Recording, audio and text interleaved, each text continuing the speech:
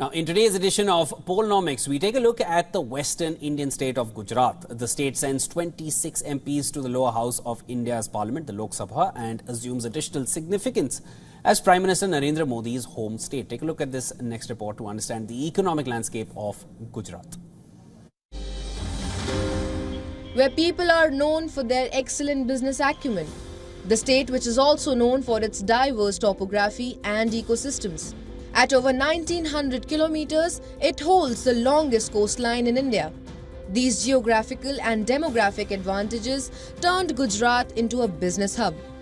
For over 2 decades, Gujarat has been grabbing headlines for mega investments.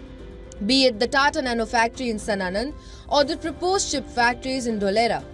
The state government's Vibrant Gujarat Summit has set the trend for big announcements. MOUs worth billions of dollars have been signed since 2003, putting Gujarat in the global investment map. A number of factors have helped the state attract foreign investments. Its strategic location, thanks to natural harbors, make it a logistics hub for Asian and African markets.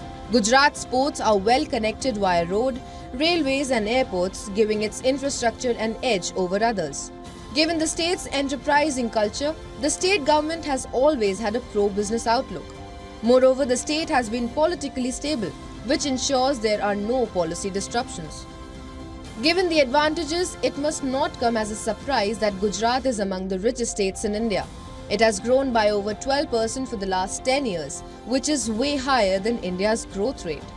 Its economy, which has expanded by 1500% in 20 years, contributes over 8% to the country's GDP. A rising pharma and auto hub, Gujarat accounts for 18% of industrial output and 33% of exports. The state has set its eye on the $1 trillion economy target.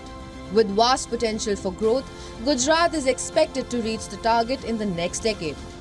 Its economic boom could also accelerate India's journey towards becoming an economic superpower. Bureau Report, WION, World is One.